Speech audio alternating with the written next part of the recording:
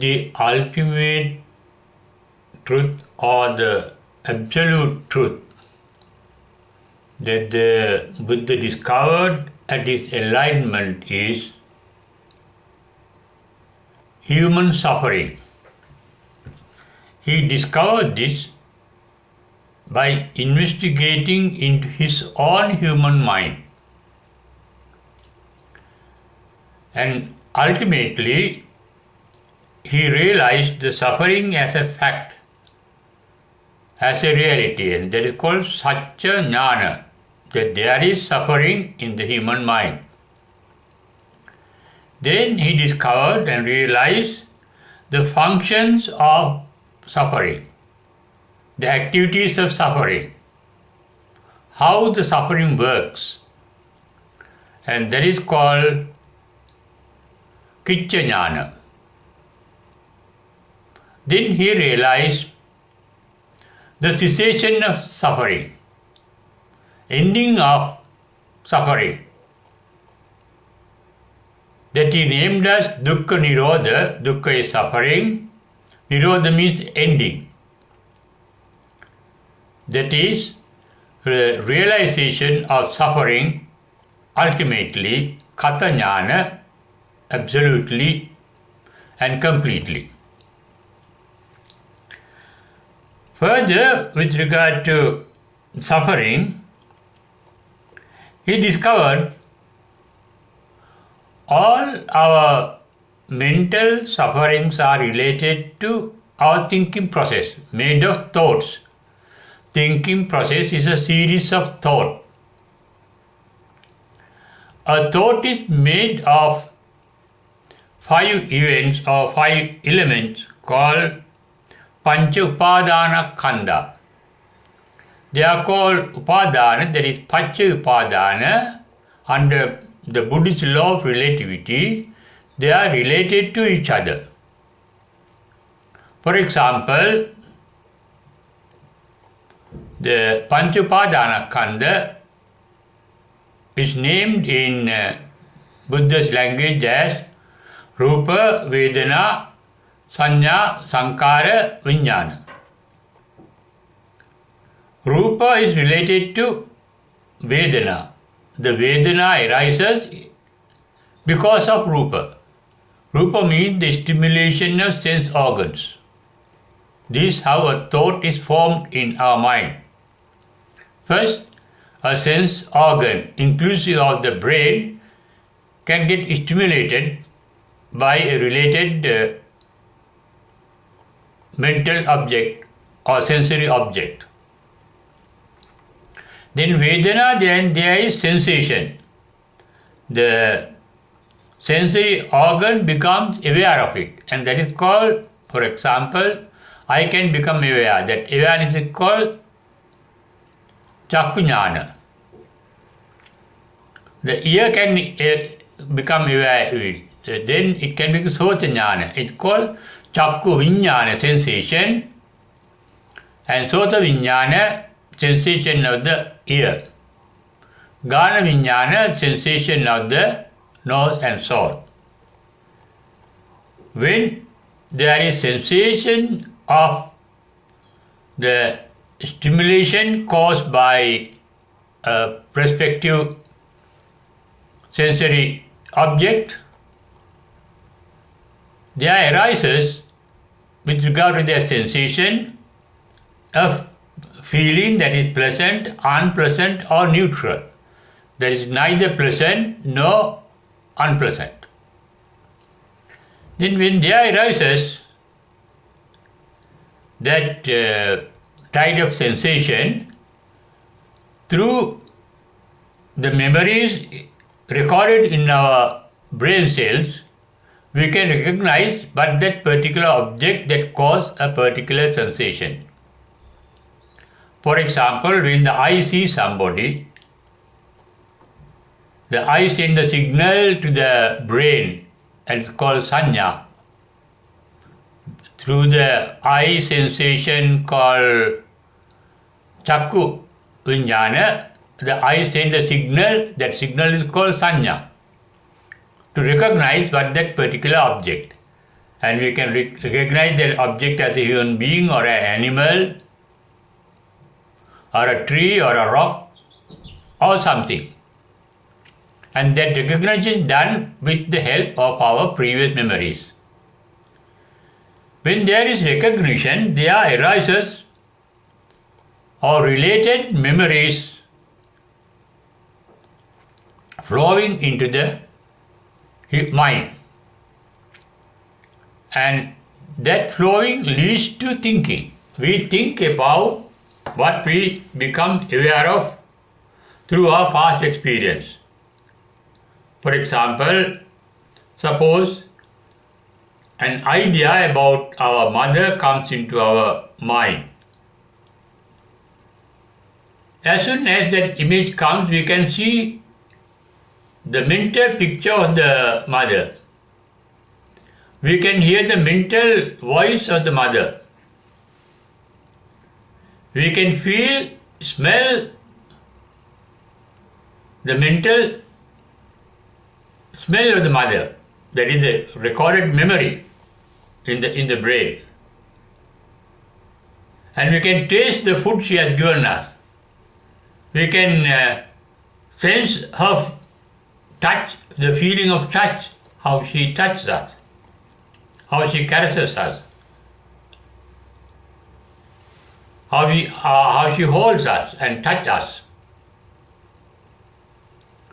how she is hugging us. We see the particular image. Then what happens is there arises a feeling of likes and dislikes of the mental object that we become aware of. Maybe that object is pleasant to us, unpleasant to us, or neutral to us. Then there arises feelings of liking, disliking, and indifference, state of mind. And those mental states of thinking, when you think something pleasant, we want to have it furthermore. That is called attachment. It leads to. When something is pleasant, the mind gets attached to it. When something is unpleasant, the mind resents it. When the mind is indifferent, the mind ignores it. But all this leads to creation of a force called karma that can get accumulated in our stream of consciousness. That is called vijnana sota. Then there arises vijnana. In Abhidhamma, it is read vijnanappavattana. The stimulation in the Abhidhamma with regard to the creation of a thought is called bhavanga upachcheda. The bhavanga, the subconscious, get disturbed by sense stimulations. And the thought process starts, and this is the thought process is referred to as pancha upadana skandha, and that thought process ends creating certain karma for us to have a rebirth in a particular world. If our thinking process creates bad karma or akusala karma or unwholesome karma, it creates a tendency, a force, a power for us to be born in a hell. When we are pleased with something and we think of it, sometimes it may create a wholesome karma, and that create a power for us to be reborn in heaven.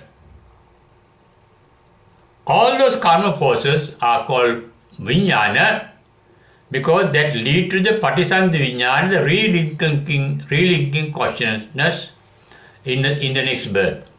It is the same process that get relinked in a new body. These are the details of the thought process. Pancha upadana skandha dukkha, that is why we described, and that is the ultimate truth Buddha realized with regard to the activity of the thought process causing suffering. In fact, what is suffering is not only mental suffering with regard to unpleasantness, but both pleasantness and unpleasantness lead to the formation of karma. When we are pleased with something, we get attached to that thought or that mental image. That attachment is an unwholesome karma force.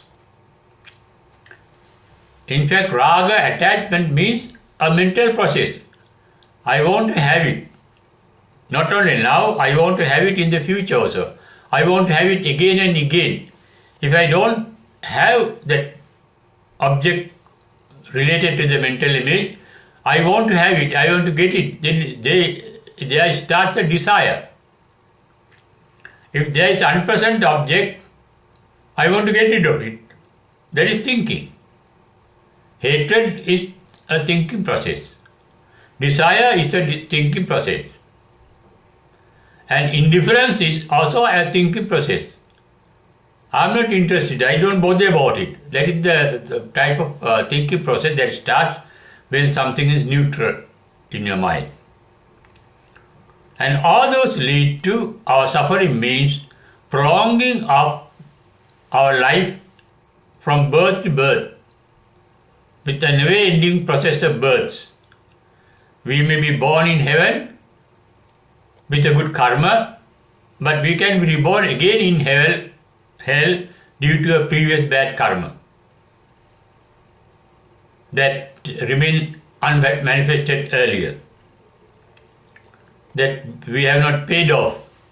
Unpaid karma, bad karma, can bring you down to hell even from heaven.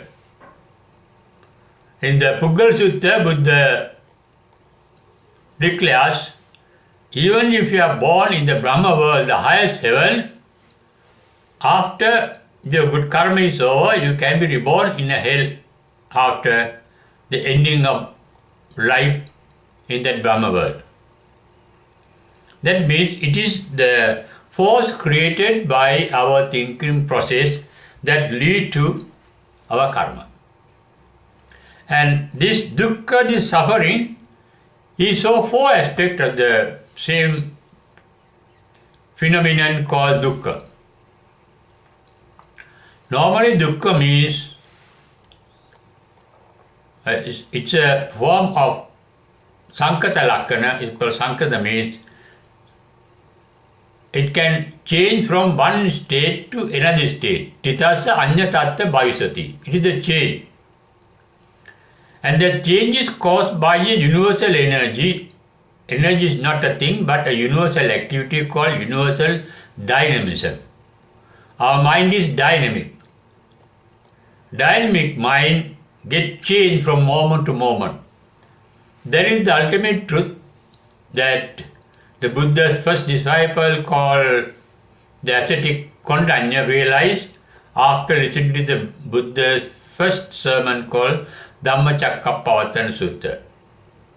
Buddha referred to this realization of the ascetic uttering Yankincha samudaya dhammam sabbantan nirodha dhammati. That is the realization that the ascetic arrived at.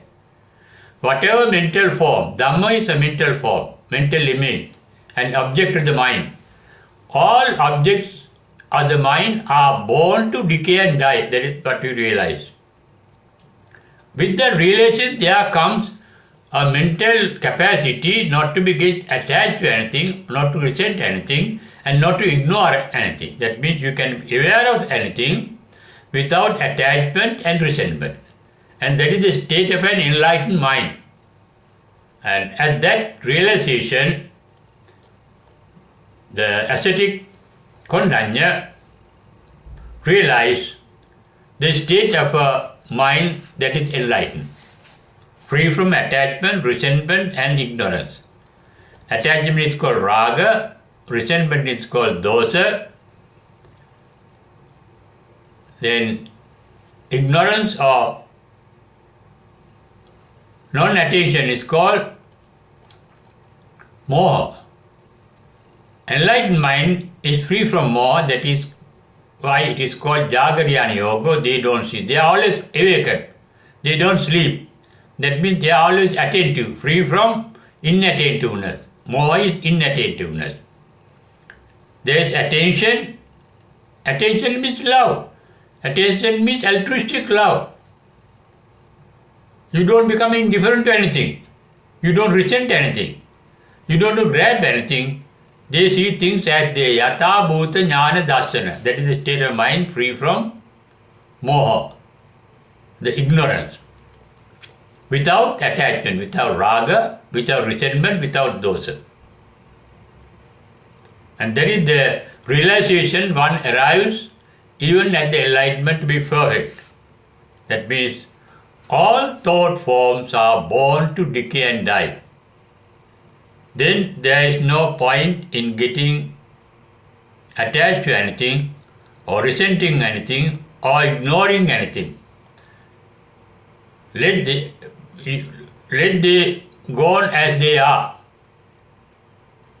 Let things behave as they are. Let go. That is the principle. Let go principle is the attitude that the enlightened mind has towards everything. Let go, but with awareness, with attention, with sensation. That is called sanya vedaita. It ceases at the parinibbana, the final passing away, or before that, at sanya vedaita nirodha samapatti, the absorption called nirodha samapatti.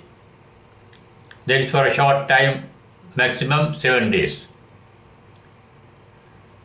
But before that, throughout the nirodha samapatti or parinibbana, the enlightened mind is full of attention, awareness. But knowing through wisdom, everything is born to decay and die, and all mental images are illusions. That is the realization they have at the enlightenment.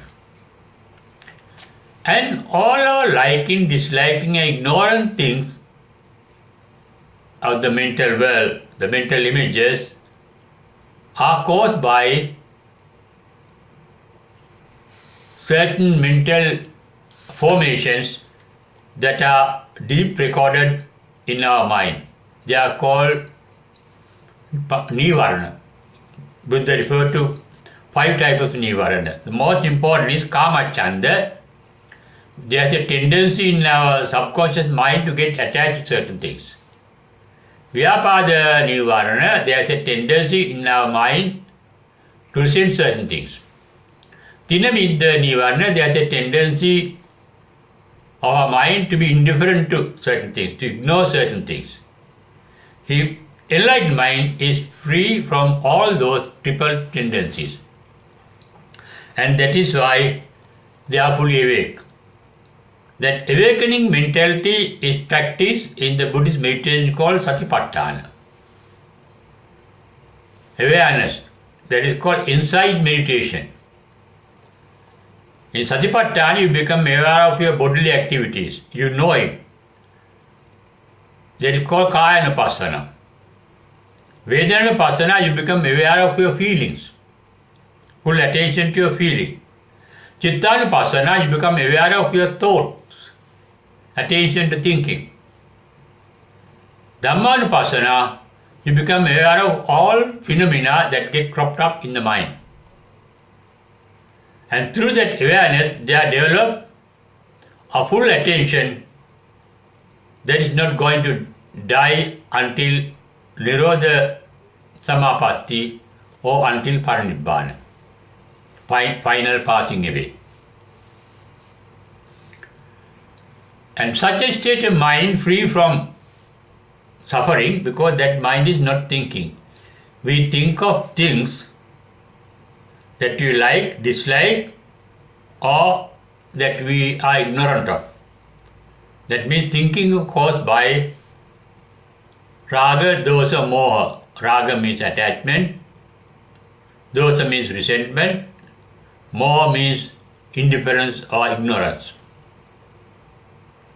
Enlightened mind is free from all those three aspects of an unenlightened mind. And that a mind that has fully realized what suffering is, the ultimate truth. What is suffering? Because Buddha, in the first sermon, he said, Sankittena pancha upadana khandhavi dukkha. Suffering means the fivefold aspect of our thought formation. And at the first period of joy, Buddha said, my mind became empty of thought without any thinking process. Visankara gatan chitta. My mind is free from sankara, thought formation. Punagehan nakasi. Geha means getting attached to. My mind does not get attached to anything.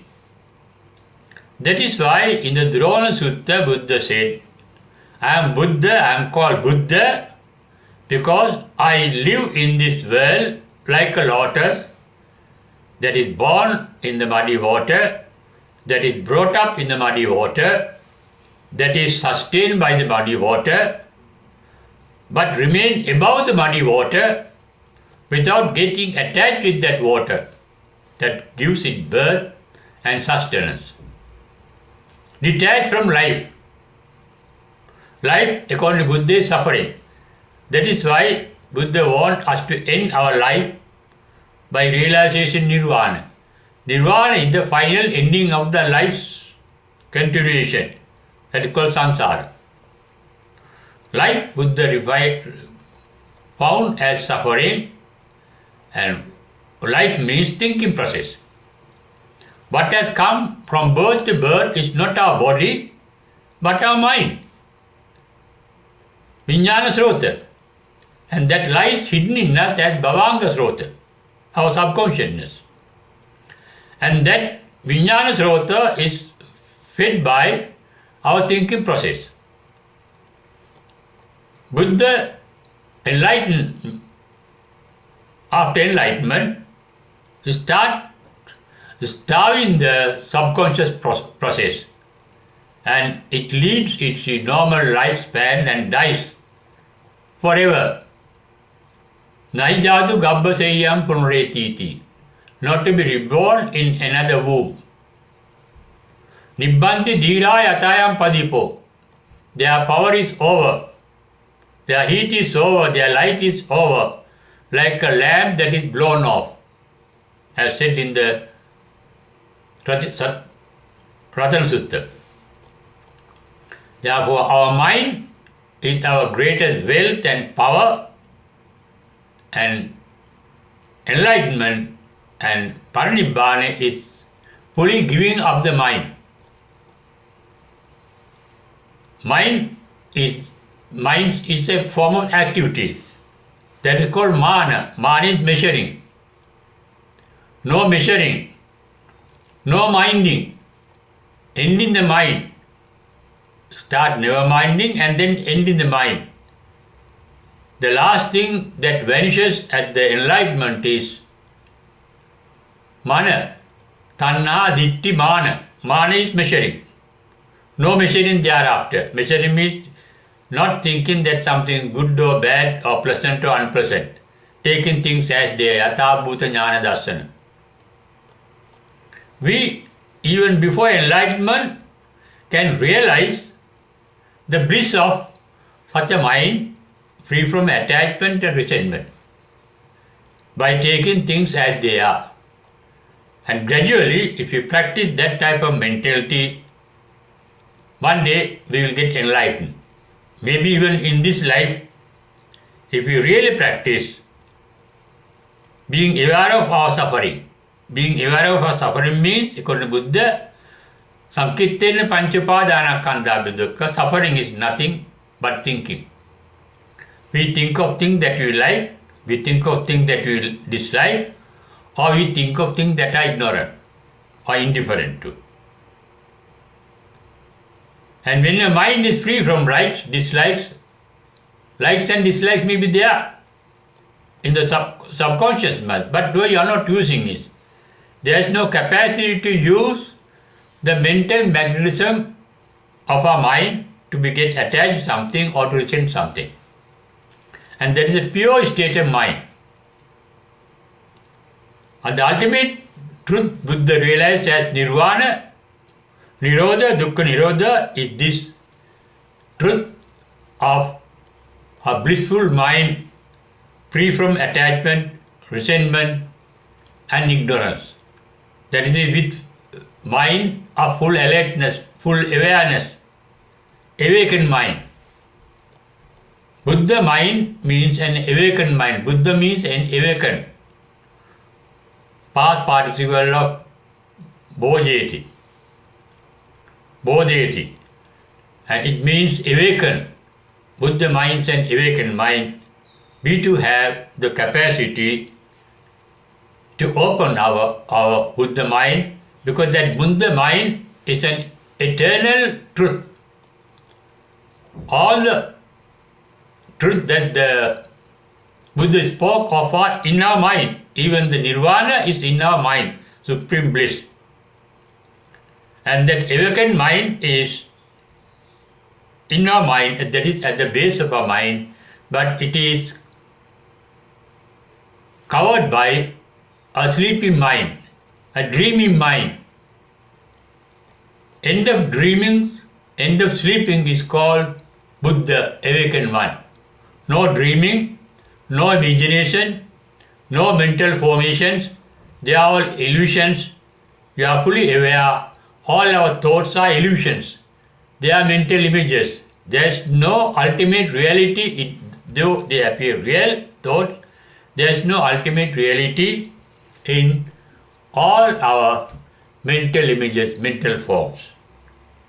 And ultimate truth, Buddha realized, is the ending of all mental illusions. And that is the ultimate reality he realized at the Enlightenment.